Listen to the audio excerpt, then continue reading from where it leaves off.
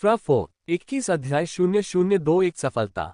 हालांकि जैसे ही वांग जू और अन्य लोगों ने हमला किया, उन्होंने पाया कि X5 योद्धा के बाएं अग्रभाग पर पहले से ही उस विशालकाय कीड़े द्वारा थूके गए तरल पदार्थ का घाव हो चुका था, जिससे उनकी गति अपेक्षा से कहीं कम हो गई थी। धुएं और धूल के बीच बमबारी का शिकार हुआ विशालकाय कीड़ा एक बार फिर खड़ा हो गया। हालांकि उसका कवच खून से सना हुआ था, लेकिन उसने अपनी युद्ध क्षमता नहीं खोई थी, बल्कि अपनी चोटों के कारण वह और भी भयंकर हो गया और पागलों की तरह X5 योद्धा की ओर दौड़ पड़ा।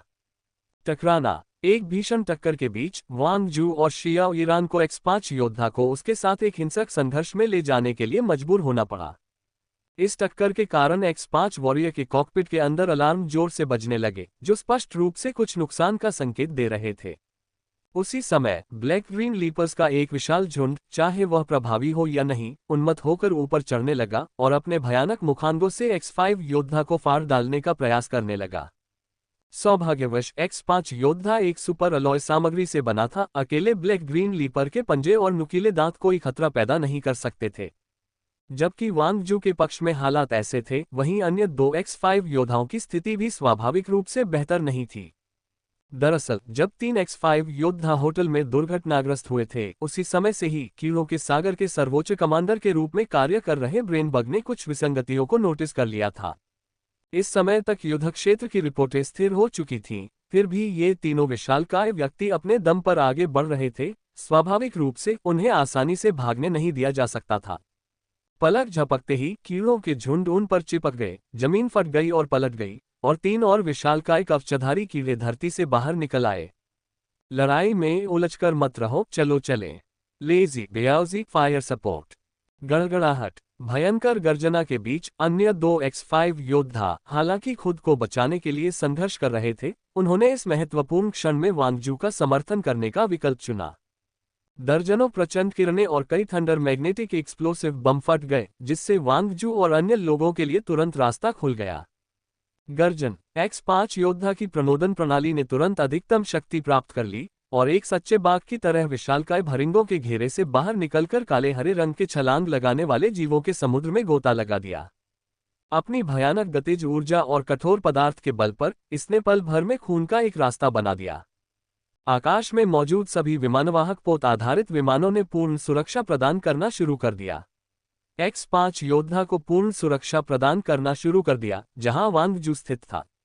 दोनों X5 योद्धाओं ने अपनी अनूठी यांत्रिक ध्वनियां उत्सर्जित की और असली शेरों और बाघों की तरह पूरी गति से कीड़ों के झुंड के बीच से दौड़ पड़े। पूरी क्षमता के साथ X5 वॉरियर आसानी से 500 किलोमीटर प्रति घंटे से अधिक की गति प्राप्त कर सकता है। इस समय वे तीन तेज रफ्तार बुलेट ट्रेनों की तरह थे, जो कीड़ों के समुद्र में उत्पात मचाते हुए आगे बढ़ रहे थे।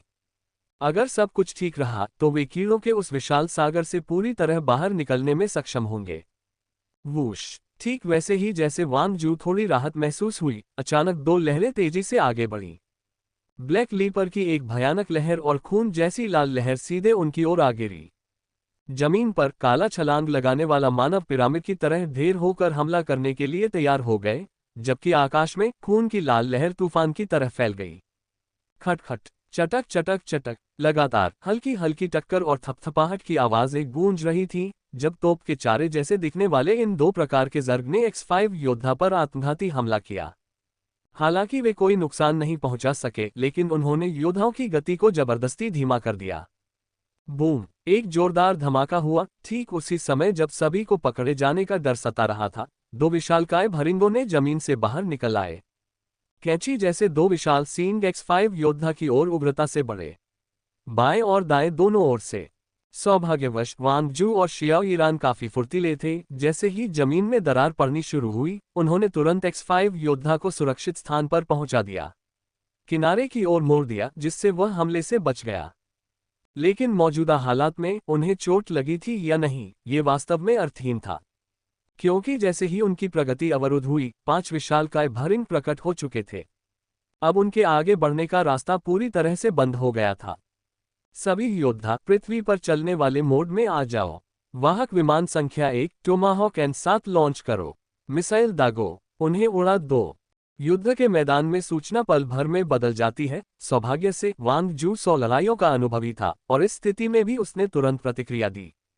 जियो ईरान का निर्देशन करते हुए उन्होंने साथ ही साथ विमानवाहक पोत के एआई को भी आदेश जारी किए। वूश, हवा सीटी बजा रही थी। वांग जू के बोलते ही शियाओ ईरान ने अर्थ वॉकिंग मोड को जोर से बंद कर दिया। बटन को X5 योद्धा के अगले पंजे उसके सिर के आगे जितना संभव हो उतना फैल गए, और जैसे ही वह गोताखोर की तरह ऊपर की ओर उछला, उसके शरीर पर अचानक एक चमकदार सफेद प्रभामंडल दिखाई दिया। फुफ, एक चमत्कारिक दृश्य घटित हुआ। जैसे ही X5 योद्धा के नुकीले पंजे जमीन को छुए, सतह पर पानी की तरह लहरें दिखाई देने लगीं। अगले ही पल X5 योद्धा पानी में गोता लगाने की तरह धरती में समा गया और पलक झपकते ही कीड़ों की लहर के सामने गायब हो गया। अर्थ वॉकिंग मोड X5 योद्धा के लिए एक विशेष यात्रा मोड था। एक बार सक्रिय होने पर यह पृथ्वी में समाहित होकर उसके भीतर सुरंग बना सकता था। हालांकि इसमें भारी मात्रा में ऊर्जा की खपत होती थी और इसे लंबे समय तक बनाए रखना संभव नहीं था। जर्ग ने केवल इसलिए हार नहीं मानी क्योंकि X5 योद्धा गायब हो गया था। समान पृथ्वी पर चलने की क्षमता वाले 4 विशालकाय भरिंग तुरंत उसके पीछे पीछे आए और जमीन में घुस गए।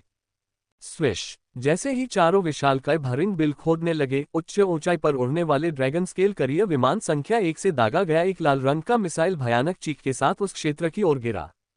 लेकिन मिसाइल के जमीन पर गिरने से पहले ही दर्जनों या सैकड़ों लाल लेजर किरणें एक विशाल जाल की तरह ऊपर की ओर बढ़ीं और उसे रोकने के लिए आगे बढ़ीं। बूम, एक अभूतपूर्व विस्फोट के बीच अचानक आसमान में मशरूम के आकार का बादल उठ खड़ा हुआ। एक भयानक भूकंपीय लहर उठी और 5 किलोमीटर के दायरे में मौजूद सभी इमारतें कागज की तरह ढह गईं और उखड़ गईं। उस क्षेत्र में मौजूद अनगिनत रक्तशिरा वाले उड़ने वाले कीड़े और काले हरे रंग के छलांग लगाने वाले जीव धूल में बदल गए। टोमाहॉक N7 की शक्ति भयावह थी, जिसने पल भर में उस क्षेत्र को शून्य में बदल दिया। दुर्भाग्यवश मिसाइल को अंततः रोक लिया गया। विशाल जर्ग झुंड के लिए हताहतों की संख्या वास्तव में उतनी महत्वपूर्ण नहीं थी। इसके बजाय इसने पर्यावरण और क्षेत्र में बचे हुए लोगों को भारी नुकसान पहुंचाया। आखिरकार आम बचे हुए लोगों की शारीरिक शक्ति और जीवित रहने की क्षमता जर्ग की तुलना में कहीं कम थी। अगर हताशा से विवश न होते तो वांग जू ने यहां कभी भी इस तरह की भयावह मिसाइल का इस्तेमाल नहीं किया होता। सबसे महत्वपूर्ण बात यह है कि इतने भयानक मिसाइल का इस्तेमाल करने के बाद भी वांग जू और अन्य लोग जर्ग के पीछा करने से पूरी तरह से बच नहीं पाए थे। जमीन के काफी नीचे X5 योद्धा के कॉकपिट के अंदर निंगजी और चू चेनिक्सी अभी भी पीछा किए जाने का आभास कर सकते थे। सौभाग्यवश केवल 4 विशालकाय भरिंग ही उनका पीछा कर रहे थे। जैसे ही वे पृथ्वी पर तेजी से दौड़े, उनके सींग अजीब ऊर्जा से चमक उठे। उनकी गति X5 योद्धा की गति से कम नहीं थी। लगभग बराबर गति होने के कारण ये चारों विशालकाय जीव फिलहाल कोई खतरा पैदा नहीं कर सकते थे। सच कहें तो हर किसी को अस्थायी रूप से सफलता प्राप्त करने वाला माना जा सकता है। एआई को नियंत्रण वापस सौंपते हुए वांग जू और शियाओ ईरान तुरंत पायलट सीटों से नीचे उतर गए और चू चेनिक्सी और अन्य लोगों के पास पहुंचे। मिस चू, अभी हम सुरक्षित हैं। अगर आपके कोई सवाल हो तो आप अभी पूछ सकती हैं। हम आपको वह सब कुछ बता देंगे जो हम जानते हैं। ड्रैगन पैटर्न वाले अपने विजर को हटाते हुए थोड़ा थका हुआ वांग जू ने चू चेनिक्सी के साथ अत्यंत कोमलता से व्यवहार किया। चू चेनिक्सी ने कुछ देर सोचा और कृतज्ञतापूर्वक कहा, धन्यवाद। दरअसल मेरा सिर्फ एक ही सवाल है। ये तथाकथित रॉक सोल डिवाइन डिसेंडेंट आखिर है क्या? वह निंगजी हो, चू चेनिक्सी हो या फिर जिंग तियानई, चेन शू और अन्य लोग हो, वे इस समय सबसे ज्यादा यही जानना चाहते थे कि यह रॉक सोल डिवाइन डिसेंडेंट कौन है। वांग जू को आश्चर्य नहीं हुआ। आखिरकार यही तो सभी सवालों की जड़ थी। Rock soul divine descendant rock soul empire के ईश्वर वंशज रक्तवंश का उत्तराधिकारी है। वांग जू के गंभीर जवाब ने वहां मौजूद सभी लोगों को चौंका दिया। रॉक सोल एम्पायर, क्या ये हुआशिया फेडरेशन की कोई पौराणिक कथा नहीं है? शिंग तियानई उत्साह से खड़ा हो गया, उसके चेहरे पर अविश्वास के भाव थे। बिल्कुल सही, रॉक सोल एम्पायर, देवताओं का पौराणिक साम्राज्य।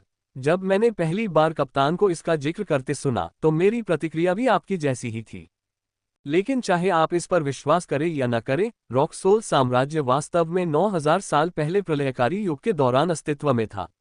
इसने एक समय नीले तारे के चारों ओर के सभी आदिम जीवन ग्रहों पर विजय प्राप्त की थी और एक या कई तारा प्रणालियों पर शासन किया था। जैसे ही ये शब्द बोले गए, निंगजी, चू चेनिक्सी और यहां तक कि उसकी गोद में बैठी नन्ही निंगचू की भी दिलचस्पी तुरंत बढ़ गई। क्या आपने नीले तारे के चारों ओर स्थित आदिम जीवन वाले ग्रहों पर विजय प्राप्त की? क्या आपने कई तारा प्रणालियों पर शासन किया? क्या नीले तारे के चारों ओर कोई अन्य आदिम जीवन वाले ग्रह नहीं है? नहीं, हमारी पिछली समझ तो बस रॉकसोल एम्पायर द्वारा छोड़ी गई एक तरह की सुरक्षा थी। असल ब्लू स्टार से परे चीजें हमारी कल्पना से कहीं अधिक जटिल हैं। ऑपरेशन फायरफ्लाई के क्रियान्वयनकर्ता के रूप में वांग जू को लगभग पूरी सच्चाई बता दी गई थी, इसलिए स्वाभाविक रूप से उसने अब कुछ भी नहीं छिपाया। चू चेनेक्सी के मन में हलचल मच गई। तो आप ये कह रहे हैं कि ये वर्तमान जर्ग और छिपकली प्रजातियां सभी बाहरी आक्रमणकारी प्रजातियां हैं? वांग जू ने सिर हिलाया। सुश्री चू सही कह रही हैं। वे वास्तव में अन्य आदिम जीवन ग्रहों से आए आक्रमणकारी हैं। उनका यहाँ आने का उद्देश्य आप जैसी देववंशी वंश को पाना है, श्रीमती चू। चू चेनेक्सी का दिल बैठ गया। क्या आप लोग देववंशी वंश की तलाश कर रहे हैं? टीम लीडर वांग, आपको इस देववंशी वंश के बारे में विस्तार से बताना चाहिए। इस बारे में बात करते हुए वांग जू की आंखों में चमक आ गई। ठीक है, इसकी शुरुआत रॉक सोल गॉड्स से होती है। गुप्त ग्रंथों के अनुसार अपने चरम पर रॉक सोल साम्राज्य में 13 मुख्य देवताओं और शासक, रॉक सम्राट के अलावा सैकड़ों महान और लघु देव योद्धा थे। उनमें से प्रत्येक एक ऐसा अस्तित्व था जिसने विकास के मार्ग में गहरी महारत हासिल की थी और स्वर्ग और पृथ्वी को नष्ट कर सकता था। तथाकथित ईश्वर वंशज वंश के उत्तराधिकारी 13 मुख्य देवताओं या ईश्वर योद्धाओं के वंशज हैं। वे अंधकार ऊर्जा के प्रति जन्मजात आकर्षण के साथ पैदा होते हैं, और एक बार जब उनका वंश सक्रिय हो जाता है तो वे विभिन्न विशेष क्षमताओं को जागृत कर लेते हैं। विकास का मार्ग, स्वर्ग और पृथ्वी का विनाश, देव योद्धा, 13 प्रमुख देवता। ये सब क्या था? इसे किसी भी तरह से सुना जाए, ये किसी परिकथा जैसा ही लगता था। क्या वे अभी भी हुआक्सिया फेडरेशन की चरम तकनीक X5 योद्धा के भीतर नहीं थे? सच कहें तो इस समय निंगजी और चू चेनेक्सी, एक इंसान और एक तितली, को भी गहरी असंगति का एहसास हुआ। रुको टीम लीडर वांग, क्या आप सच में मजाक नहीं कर रहे हैं? ये तो प्रौद्योगिकी का युग है। जिन त्यानई ने सवाल किया। अंधकार में ऊर्जा, विकास का मार्ग, देवता और भूत। अगर ये सब चीजें सचमुच मौजूद हैं तो हमने इनके बारे में कभी सुना क्यों नहीं? वांग जू ने आत्मनिंदा भरी मुस्कान दी। बेशक हमें इसके बारे में पता ही नहीं चलता, क्योंकि डार्क एनर्जी हजारों साल पहले गायब हो गई थी और वर्महोल के साथ 2 दिन पहले ही फिर से प्रकट हुई है। इससे पहले तो तुम्हारी बात छोड़ो, मैंने भी, शायद कप्तान ने भी इसके बारे में कभी नहीं सुना था। अब जाकर जिन तियानई और चेन शुओ को होंगक्सिंग बिल्डिंग में हुई लड़ाई के दौरान चू चेनेक्सी और उस तितली के चारों ओर मंडरा रही अजीब रोशनी याद आए, और वे इस पर थोड़ा और विश्वास करने से खुद को रोक नहीं पाए। अंधेरी ऊर्जा। चू चेनेक्सी खुद को बोलने से रोक नहीं पाए, उसकी हथेली पर हरी रोशनी चमक रही थी। क्या ये वही है? हाँ, ये डार्क एनर्जी है। ये वही डार्क एनर्जी है जिसने प्राचीन देवताओं के युग का निर्माण किया, एक जादुई ऊर्जा जिसमें अत्यधिक लचीलापन और व्यापक उपयोग है। आपके वंश में इसके लिए स्वाभाविक प्रवृत्ति है और आप पहले से ही प्रारंभिक प्रयोग कर सकते हैं। विदेशी आक्रमण, डार्क एनर्जी की पुनरावृत्ति और ब्लू स्टार के लिए आसन तबाही के साथ डार्क एनर्जी में महारत हासिल करने वाले महाशक्तिशाली योद्धा ही मानवता का नया भविष्य होंगे। अतिशक्तिशाली योद्धा, ये सुनने में किसी भी तरह से बेतुका ही लगता है। अगर बोलने वाला वांग जू ना होता, जो AJIO dragon nuclear action team की पहली टुकड़ी का कप्तान है, तो जिंग तियानई शायद उसे थप्पड़ मार देता और कहता, भ्रम फैलाना बंद करो। हालांकि डार्क एनर्जी के अस्तित्व को स्वीकार करने का मतलब यह नहीं था कि जिंग तियानई इस नई चीज को इतनी जल्दी स्वीकार कर ले। टीम लीडर वांग, इस डार्क एनर्जी में वाकई कुछ तो बात है, लेकिन फेडरेशन की मौजूदा परमाणु संचालित कवच तकनीक के साथ कोई भी आम आदमी इसे पहनकर सुपर सैनिक बन सकता है। क्या यह इस डार्क एनर्जी से कमतर है? वांग जू मुस्कुराया। कैप्टन जिंग, मुझे पता है कि आप थोड़ा आश्वस्त नहीं हैं, लेकिन वास्तव में दोनों के बीच कोई तुलना ही नहीं है। परमाणु ऊर्जा से चलने वाले हथियारों और युद्धपोतों की आज की प्रभावशालीता पर ध्यान मत दीजिए। रॉक सोल साम्राज्य के युग में ये सभी गौण मामले माने जाते थे। सादा जर्ग के उन निचले दर्जे के अधिकारियों से लड़ते समय आपको उनकी ताकत का अंदाजा हो जाना चाहिए था। कवच हमेशा हथियार और उपकरण का एक हिस्सा होता है, जबकि डार्क एनर्जी एक ऐसी ऊर्जा है जो किसी जीवित प्राणी की अनंत क्षमता को उत्तेजित करती है। दोनों में कोई तुलना नहीं है। एक सच्चे महाशक्तिशाली योद्धा का शरीर कवच के समान होता है। वांग जू की आंखों में लालसा भरी हुई थी, मानो वह पहले ही एक महाशक्तिशाली योद्धा बन चुका हो। बाकी लोग इस जानकारी से भरपूर परिचय के बीच चुप हो गए। डार्क एनर्जी, परग्रही आक्रमण, ईश्वर वंशज वंश, विकास, कवच के समान भौतिक शरीर। जैसे जैसे वह बोलता गया, उसकी बातें एक मिथक की तरह लगने लगी, फिर भी उनका खंडन करना असंभव था। इस वजह से निंगजी और चू चेनेक्सी भी गहरी सोच में डूब गए। चू चेनेक्सी को पुनर्जीवित होने पर वह अजीब आवाज याद आ गई और उसने अपनी पहचान पर सवाल उठाना बंद कर दिया। दूसरी ओर निंगजी सोच रहा था कि क्या उसके भीतर स्थित मदर नेस्ट भी किसी देव योद्धा का अवशेष है। टीम लीडर वांग, वे एलियंस भी डार्क एनर्जी का उपयोग कर सकते हैं, तो वे भगवान के वंशज की तलाश क्यों कर रहे हैं? चू चेनेक्सी ने वह सवाल पूछा जिसकी उसे सबसे ज्यादा परवाह थी। देवताओं का सृजन करने के लिए रॉक सोल डिवाइन डिसेंडेंट वंश बहुत ही खास है। एक बार जागृत होने पर उनकी युद्ध प्रतिभा और क्षमताएं साधारण महाशक्तिशाली योद्धाओं से कहीं अधिक होती हैं। वे ईश्वर के वंशजों की वंश परंपरा को छीनकर उनसे वशीभूत करना चाहते हैं ताकि वे अपने प्रति वफादार ईश्वर योद्धाओं का निर्माण कर सकें। इसके अलावा डार्क एनर्जी के प्रवाह के साथ रॉक सोल साम्राज्य द्वारा छोड़े गए विरासत के खंडहर भी धीरे धीरे उभरने लगेंगे। एलियंस के आगमन का उद्देश्य दो गुना है। पहला, देवताओं की रचना करने के लिए एक शॉर्टकट लेना, और दूसरा, खंडहरों के संसाधनों को लूटना। उनकी शक्ति अत्यंत दुर्जय है, मानवता का भविष्य आशाजनक नहीं है। सुश्री चू, आप दूसरी देववंशी हैं जिन्हें हमने खोजा है। इन नाजुक समयों में मानवता को आपकी शक्ति की आवश्यकता है। कृपया मेरे साथ पवित्र राजधानी वापस चलें। वहां आपकी सुरक्षा की गारंटी होगी और आपको डार्क एनर्जी का अधिक कुशलता से उपयोग करना सिखाने और आपकी प्रतिभा को निखारने के लिए अधिक पेशेवर लोग मौजूद होंगे। सुश्री चू, हमें आपकी आवश्यकता है। हुआशिया फेडरेशन को आपकी आवश्यकता है। इस बिंदु पर वांग जू ने कुछ भी छिपाना बंद कर दिया और सारी जानकारी इस तरह साझा कर दी जैसे किसी जार से सेमुरेल दिए जा रहे हों। वांग जू की ईमानदारी ने निंगजी और चू चेनेक्सी दोनों को प्रभावित किया, लेकिन ये कहना बिल्कुल भी संभव नहीं था कि वे तुरंत सहमत हो जाएंगे, क्योंकि एक वयस्क के रूप में चू चेनेक्सी इसके परिणामों से पूरी तरह अवगत थी। ऐसी अराजक स्थिति में देश और मातृभूमि की रक्षा करना केवल एक नारा नहीं रह गया था, इसका अर्थ था रक्तपात और बलिदान। भले ही चू चेनेक्सी खुद के बारे में न सोचे, लेकिन उसे अपनी बाहों में मौजूद नन्ही निंगचू के बारे में जरूर सोचना चाहिए। वह पहले ही अपने पिता को खो चुकी थी। अगर उसे कुछ और हो जाता तो भविष्य में उस बच्ची के पास सहारा देने वाला कोई नहीं बचता। देने की जरूरत नहीं है। जब हम सफलता हासिल कर लेंगे तब फैसला करना। चू चेनेक्सी की चुप्पी देखकर वांग जू ने छोटी निंगचू की ओर एक नजर डाली और उस पर कोई दबाव नहीं डाला। चू चेनेक्सी ने चुपचाप सिर हिलाया, उसे वाकई इस बारे में ध्यान से सोचना होगा। जहां तक निंगजी की बात है, उनके नजरिए से अंत में चू चेनेक्सी जो भी फैसला करे वह मजबूती से उसके साथ खड़े रहेंगे। हालांकि अगर यह उनके हाथ में होता तो उन्हें उम्मीद थी कि चू चेनेक्सी सहमत हो जाएंगी। आखिर फेडरेशन तो फेडरेशन ही था, भूखा ऊंट भी घोड़े से बड़ा होता है। मौजूदा हालात में छोटे निंगचू के साथ अकेले जीवित रहना निश्चित रूप से वांगजू के साथ पवित्र राजधानी जाने जितना अच्छा नहीं था। वैसे आपकी पिछली स्थिति को देखते हुए आपकी ईश्वर वंशज महाशक्ति जागृत हो जानी चाहिए थी। मुझे आश्चर्य है कि क्या आपके लिए अपनी विशिष्ट क्षमता का खुलासा करना सुविधाजनक होगा। मौजूदा हालात को देखते हुए आपको पता होना चाहिए कि अगर हमें भागना है तो हमें अनिवार्य रूप से अपने पीछे मौजूद जर्ग से लड़ना होगा। इससे मुझे बाद में सामरिक व्यवस्था बनाने में मदद मिलेगी। मौन को विचार विमर्श का एक रूप माना जा सकता है, इसलिए वांग जू ने तुरंत विषय बदल दिया। लेकिन इस तथाकथित महाशक्ति के बारे में चू चेनेक्सी कुछ हद तक असमंजस में थी। सच कहूं तो मुझे खुद नहीं पता कि इस महाशक्ति का वर्णन कैसे करूं। सीधे शब्दों में कहें तो मेरी शारीरिक क्षमता और पांचों इंद्रियां तेज हो गई हैं। मेरे शरीर में हरी रोशनी की ऊर्जा प्रकट हुई है और मुझे युद्ध क्षेत्र की लड़ाई से एक अवर्णनीय परिचितता का एहसास हो रहा है। साथ ही जब मैं पौधों के पास होता हूं तो मुझे एक अवर्णनीय आत्मीयता का अनुभव होता है। यह एक बहुत ही अजीब एहसास है, ऐसा लगता है जैसे मैं उनके जीवन को महसूस कर सकता हूं।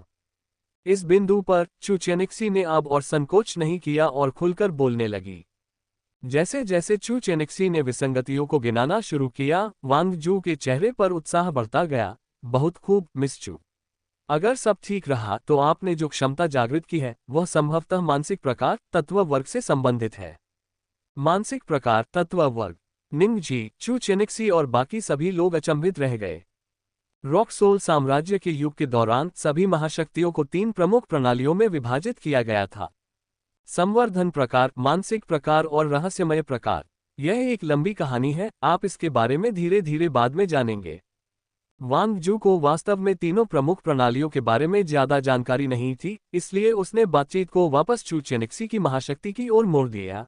पौधों के प्रति आकर्षण के अलावा क्या कुछ और भी है? उदाहरण के लिए ये तितली। मैं आपसे पूछना चाहता था, क्या ये तितली भी आपकी महाशक्ति से उत्पन्न हुई है? पिछली भीषण लड़ाई के दौरान वांग जू ने स्वयं इस तितली को अपने शरीर का उपयोग करके मां और बेटी पर दागी गई लाल लेजर किरणों को कुचलते हुए देखा था। इतनी भयानक शक्ति किसी साधारण तितली में कभी भी प्रकट नहीं हो सकती। इसलिए वांग जू हमेशा से यह जानने के लिए उत्सुक रहता था कि चू चेनिक्सी के बगल में बैठी ये तितली वास्तव में क्या है। जब उसने ये कहा तो निंग जी थोड़ी नाखुश हुई। अगर आप महाशक्तियों के बारे में बात करना चाहते हैं तो कर सकते हैं, लेकिन उसे इसमें घसीटने की क्या जरूरत है? बेशक ऊपरी तौर पर तो निंग जी बड़बड़ा रहा था, लेकिन असल में वह इस समय चू चेनिक्सी की उसके बारे में धारणा को लेकर बहुत चिंतित था।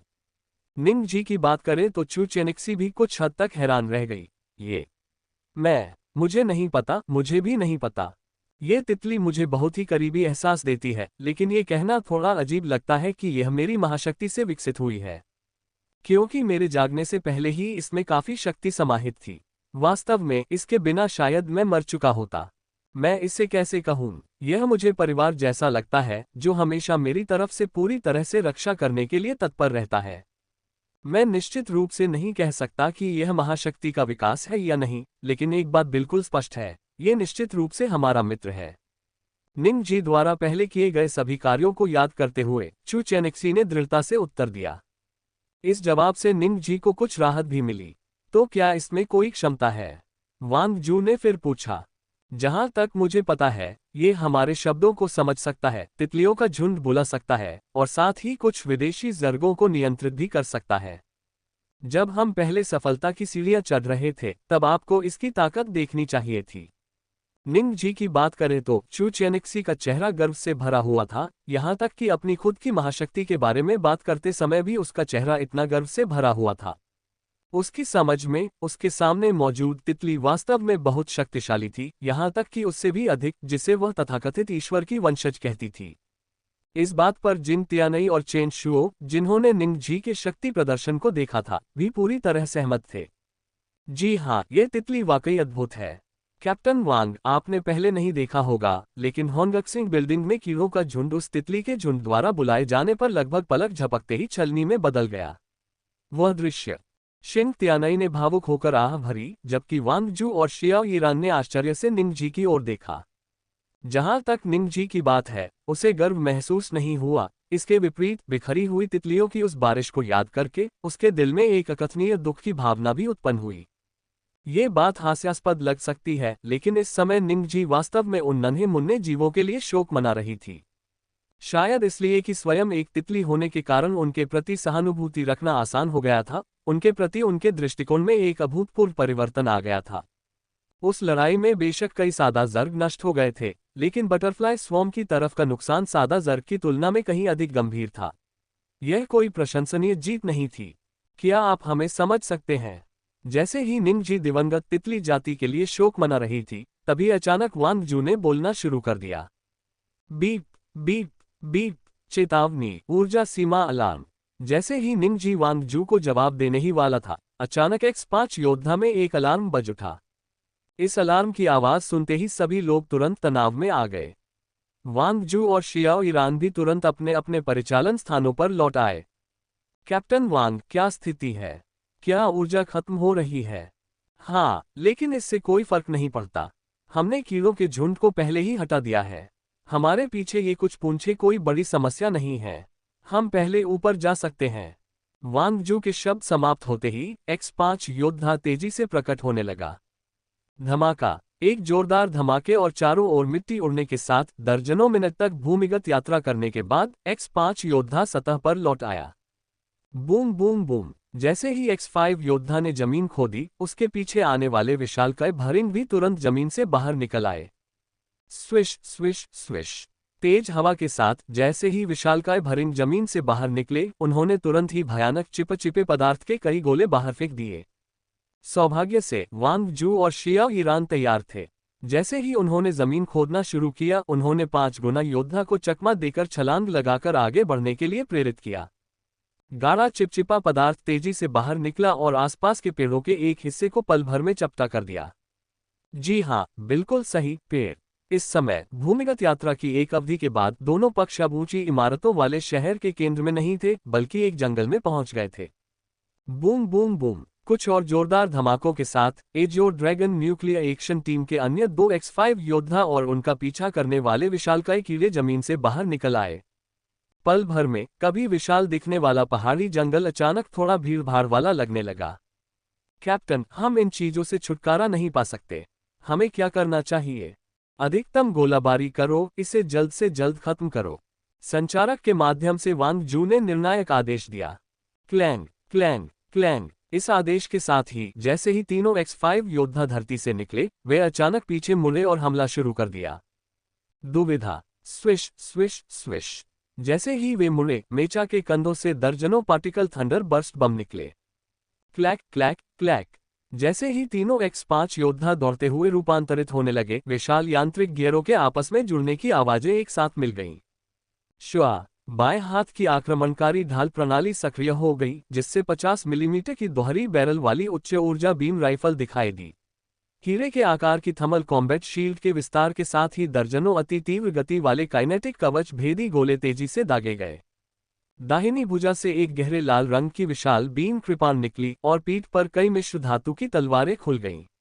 मात्र 2-3 बार सिकुड़ने और फैलने से ही X5 योद्धा मिश्र धातु से बने शेरबाग के रूप से 30 मीटर ऊंचे मानवाकार यांत्रिक योद्धाओं में परिवर्तित हो गए। इतने करीब से किए गए भीषण बम हमले में उनका पीछा कर रहे 7 विशालकाय भरिंगों के आकार को देखते हुए बचने की कोई संभावना नहीं थी। हालांकि बचने में असमर्थ होने का मतलब यह नहीं था कि वे बैठकर मौत का इंतजार करेंगे। बम दागे जाने के लगभग तुरंत बाद प्रत्येक भरिंग के शरीर की सतह पर एक हल्के नीले रंग की प्रकाश की ढाल उभर आए। Boom boom boom. भयंकर विस्फोटों के बीच भयानक गर्जनापूर्ण प्रकाश फैल गया। यह देखने में तो प्रभावशाली लग रहा था, लेकिन इसका वास्तविक प्रभाव बहुत ही साधारण था। तीनों विशालकाय भरिंगों के शरीर में केवल हल्की सी कंपन हुई, उन्हें कोई खास नुकसान नहीं पहुंचा था। इसके बाद दागे गए कवच भेदी गोले भी उसी भाग्य का शिकार हुए, वे उन हल्के नीले प्रकाश की ढालों के सामने पराजित हो गए। जिस क्षण नीली रोशनी प्रकट हुई, चू चेनेक्सी और निंगजी मानव और तितली ने तुरंत अपने विरोधियों पर मौजूद डार्क एनर्जी को महसूस किया। डार्क एनर्जी शील्ड के सुदृढ़ीकरण के साथ X5 योद्धाओं के लंबी दूरी के हमले वास्तव में इन जर्ग के खिलाफ अपर्याप्त थे, जब तक कि वे सामूहिक विनाश के हथियारों का उपयोग नहीं करते थे। सौभाग्यवश उन बमों की आड़ में X5 वॉरियर पहले ही दूरी कम कर चुके थे। श्वा। प्रकाश की 3 गहरे लाल रंग की धारियां नीचे की ओर लटकीं। वांग जू के आदेश पर तीनों X5 योद्धाओं ने लगभग एक साथ सबसे आगे वाले विशालकाय भरिंग पर आक्रमण शुरू किया। 3 अलग अलग दिशाओं से 3 X5 योद्धाओं द्वारा हमला किए जाने पर विशालकाय भरिंग चाहे कितना भी मजबूत क्यों न हो, अंततः उसे इसकी कीमत चुकानी पड़ी। पुच्छी। परमाणु संचालित टीम के अन्य सदस्यों द्वारा संचालित X5 योद्धाओं के समन्वय से वांग जू और जियाओ ईरान द्वारा संचालित X5 योद्धाओं द्वारा धारण की गई पार्टिकल बीम कृपाण ने सफलतापूर्वक डार्क एनर्जी शील्ड को भेद दिया और सबसे आगे वाले विशालकाय कीट के सिर में जा घुसी। कई उतार चढ़ावों के बाद आखिरकार उन्होंने एक विशालकाय भरिंग से निपटा। हालांकि एक कनखजूरा मरता तो है, लेकिन कभी गिरता नहीं। भले ही वह विशालकाय कीड़ा मर चुका था, फिर भी उसके लंबे भाले के दोनों ओर के पंजे सहज रूप से X5 योद्धा पर जकड़ गए। खूची। हवा जोर से चल रही थी, बाकी कीड़े भी बेकार नहीं थे। जैसे ही तीनों योद्धाओं ने अपनी तलवारें चलाईं, वैसे ही 2 विशालकाय कीड़ों ने तुरंत अपने सिर पर लगे लंबे भाले घुमाए और उन्हें घेराबंदी करने वाली मशीनों की तरह जोर से आगे धकेल दिया। अन्य 4 विशालकाय कीड़ों ने एक बार फिर भारी मात्रा में बलगम उगला, जिससे पूरा युद्ध क्षेत्र तुरंत ही बलगम से ढक गया। X5 वॉरियर के मिश्र धातु के संपर्क में आते ही बलगम से तुरंत एक सरसराहट भरी संक्षारक ध्वनि निकली और यह सुपरग्लू की तरह बेहद जिद्दी था। श्वा। इन परिस्थितियों में तीनों X5 योद्धा लापरवाही करने की हिम्मत नहीं कर सके। अचानक उनकी सतहों पर दर्जनों गहरे लाल रंग की परमाणु तापीय पट्टियां चमक उठीं। हरे धुएं के गुबार के बीच बलगम जलने लगा। X5 योद्धा अधिकतम गति से आगे बढ़ने लगा और उसके पिछले थ्रस्टर्स बेतहाशा सक्रिय हो गए। अन्य दो X5 योद्धाओं को एक तरफ रखते हुए वांग जू और शियाओ ईरान द्वारा संचालित मेचा, जो मृत कीट से जकड़ा हुआ था, अंततः एक कदम पीछे रह गया। इससे पहले कि वे पीछे हट पाते, बिजली के खंभों से भी मोटे दो लंबे भाले उन पर आ गिरे। धड़ाम! एक जोरदार धमाके के साथ नाजुक क्षण में X5 योद्धा ने बड़ी मुश्किल से अपने बाएं हाथ की हीरे के आकार की विशाल ढाल को उठाया। हालांकि दो विशालकाय भरिंगों की ताकत इतनी अधिक थी कि पूरा यंत्र सीधे जमीन पर पलट गया। वूश! वांग जू और शियाओ ईरान द्वारा संचालित मेचा के जमीन पर गिरते ही उन्हें पलटने वाले विशालकाय भरिंगों के मुखांगों से अचानक नीली आग के दो भयानक स्तंभ फूट पड़े। उच्च तापमान की चेतावनी! उच्च तापमान की चेतावनी! कवच 10 सेकंड में पिघल जाएगा। X5 वॉरियर के कंट्रोल कंसोल पर खतरे की घंटियां जोर से बजने लगीं और एआई की संश्लेषित इलेक्ट्रॉनिक आवाज तुरंत पूरे इंटीरियर में गूंज उठी। वांग जू की आंखों में चिंता की एक झलक दिखाई दी। कंट्रोल पॉड को बाहर निकालने की तैयारी करो। कप्तान! कूंग कूंग कूंग! सब कुछ पलक झपकते ही हो गया। जो दो X5 योद्धा पहले ही भाग निकले थे, वे तुरंत वापस मुड़े, अपनी ढालें उठाईं और दहाड़ते हुए घटनास्थल पर आ गिरे। टकराना! धातुओं के टकराने की भीषण ध्वनि के बीच आग उगलने वाले दो विशालकाय कीड़े हवा में उड़ गए। हालांकि जैसे ही उनकी सहायता पहुंची, 4 अन्य विशालकाय भरिंग भी सहायता के लिए आ गए। अचानक भूतिया नीली आग के 4 खंभे निकले और पलक झपकते ही तीनों योद्धाओं को जलाकर काला कर दिया। सौभाग्य से उनकी प्रतिक्रिया बहुत तीव्र थी। वे कुछ ही सेकंड के लिए नीली लपटों के संपर्क में आए और फिर अपने सक्रिय थ्रस्टर्स की शक्ति से तेजी से पीछे हट गए। Clack clack clack! विशालकाय अंगों की तेज आवाज के बीच 6 विशालकाय भरिंगों ने 3 आमने सामने खड़े X5 योद्धाओं को 6 विशाल टैंकों की तरह घेर लिया। सच कहूं तो लड़ाई शुरू होने से पहले वांग जू ने कभी कल्पना भी नहीं की थी कि उसके सामने मौजूद ये विशालकाय कीड़े इतने मुश्किल होंगे। X5 योद्धा के हथियारों और कवच की कठोरता के बावजूद भी वे आमने सामने की लड़ाई में इन भयानक कीड़ों को हरा नहीं सके। चू चेनेक्सी, निंग जी और अन्य लोगों ने भी इसे देखा। सामूहिक विनाश के हथियारों का इस्तेमाल किए बिना फेडरेशन के प्रसिद्ध X5 योद्धा इन विशालकाय भरिंगों का मुकाबला करने में असमर्थ थे। अपने नियंत्रण में मौजूद सदा योद्धा कीट की साझा इंद्रियों के माध्यम से निंग जी ने छत्ते से इन विशालकाय भरिंगों के बारे में तुरंत प्रत्यक्ष जानकारी भी प्राप्त कर ली। सादा हाइव गार्ड, जिसे हाइव बुलवार्क के नाम से भी जाना जाता है, सादा झुंड की एक मध्य स्तरीय इकाई, इनमें असाधारण शक्ति होती है और सादा योद्धा कीटों की तुलना में इनमें अधिक शक्तिशाली डार्क एनर्जी होती है। ये घातक विषैला बलगम और नीली ज्वालाएं उगल सकते हैं। पहला एक संक्षारक विष है जिसकी चिपचिपाहट अत्यधिक होती है, जबकि दूसरा सभी धातुओं के लिए अभिशाप के रूप में जाना जाता है। ये दोनों ही बेहद परेशानी पैदा करने वाले पदार्थ हैं। सबसे महत्वपूर्ण बात यह है कि उनमें स्वतंत्र विचार करने की क्षमता नहीं होती और युद्ध में वे पूरी तरह से सामूहिक चेतना, जिसे सेरेब्रेट भी कहा जाता है, द्वारा नियंत्रित होते हैं। उनकी संख्या कम है, लेकिन उनका निष्पादन उत्कृष्ट है। ठीक इसी वजह से कि वे तथाकथित सेरेब्रेट द्वारा नियंत्रित थे, निंग जी ने उन्हें नियंत्रित करने के लिए अपने भीतर मौजूद मदर हाइव का उपयोग करने की हिम्मत नहीं की। वह महसूस कर सकता था कि उन्हें नियंत्रित करने वाली जैविक मस्तिष्क तरंगें कितनी शक्तिशाली थीं। यदि उसने जल्दबाजी में कोई कदम उठाया, चाहे वह सफल हो या न हो, तो वह अनिवार्य रूप से खुद को उजागर कर देगा और प्रतिद्वंद्वी का ध्यान आकर्षित कर लेगा।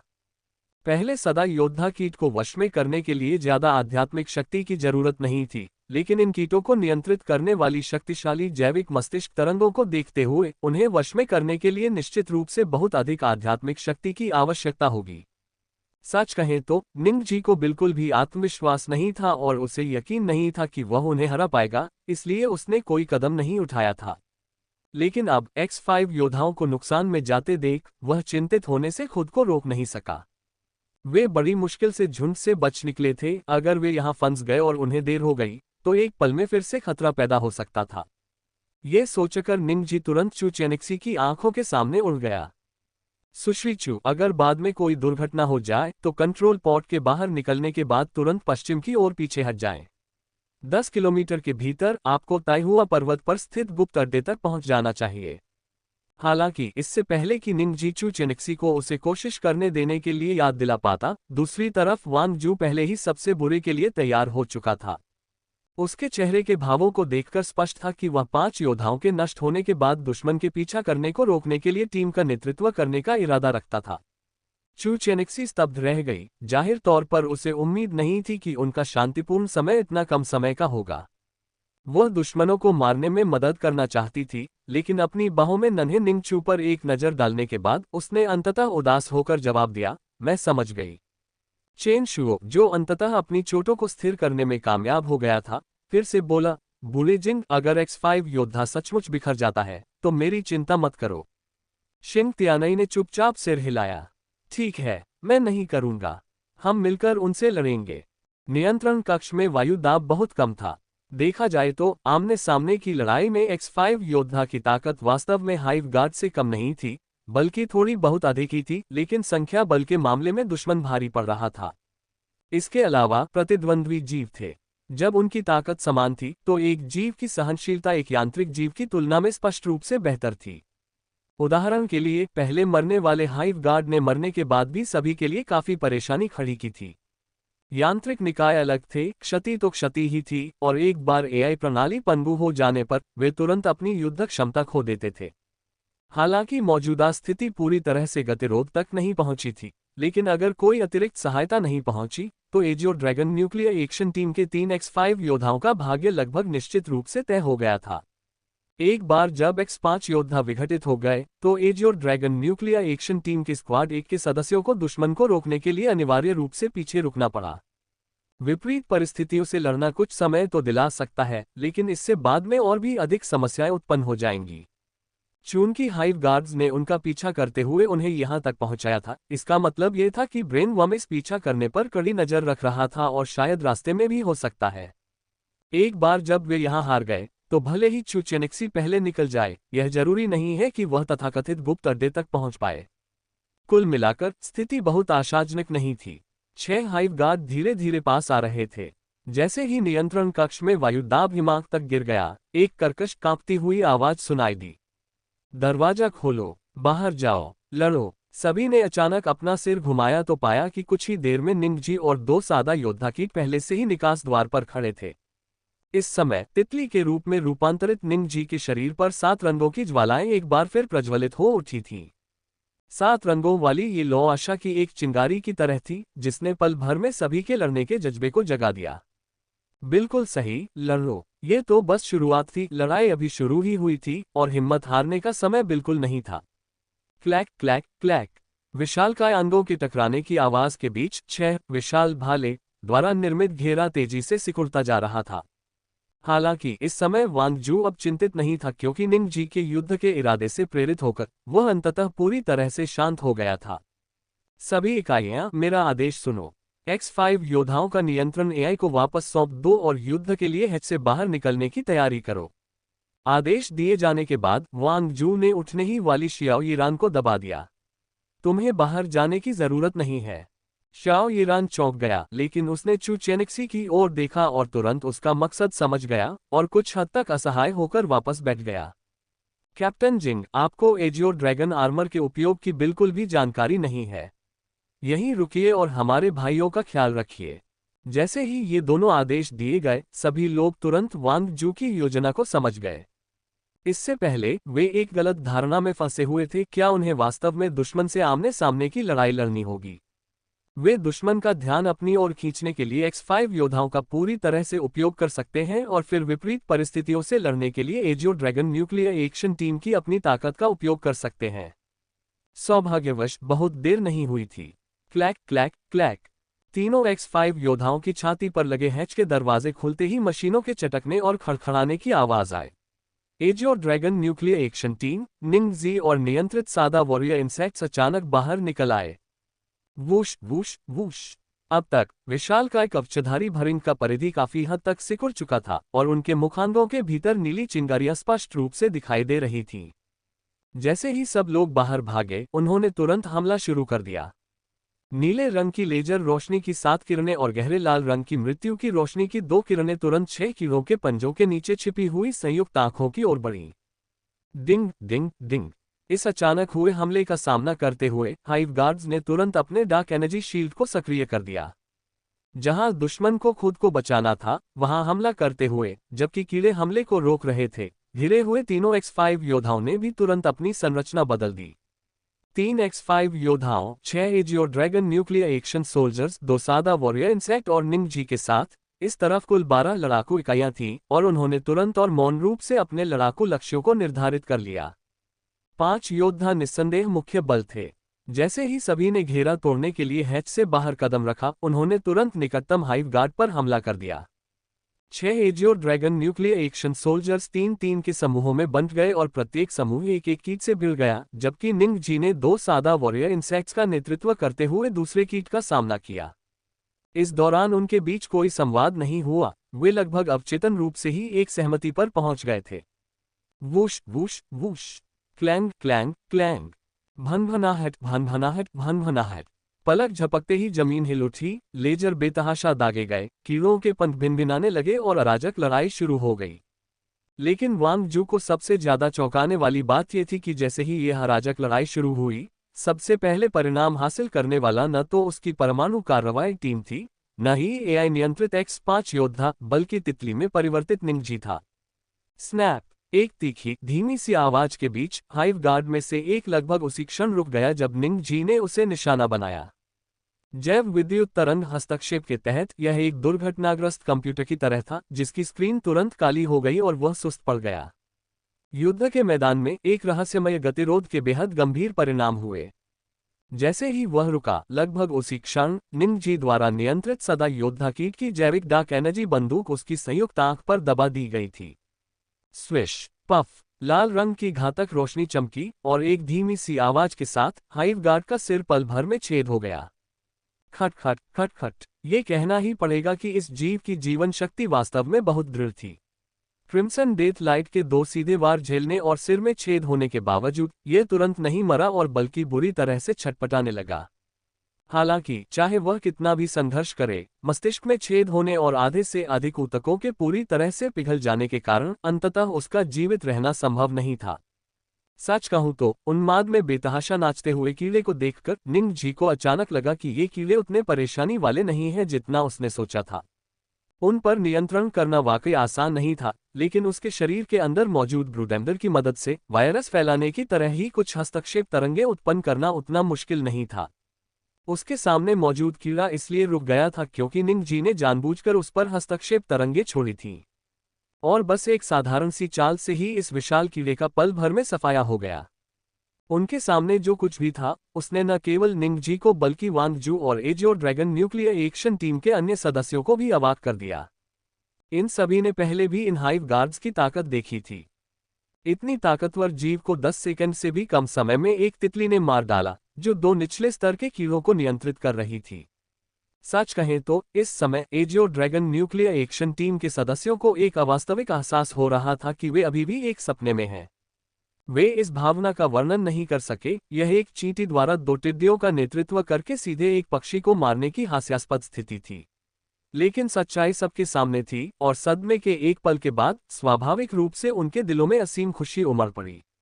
हालांकि उन्हें यह पता नहीं था कि जिस क्षण निंग जी ने हस्तक्षेप विधि का उपयोग करके इस हाइव गार्ड को मारा, उसी समय इस युद्ध के सर्वोच्च कमांडर ब्रेन वम्प ने इस असामान्य जैव विद्युत तरंग को पहले ही देख लिया था।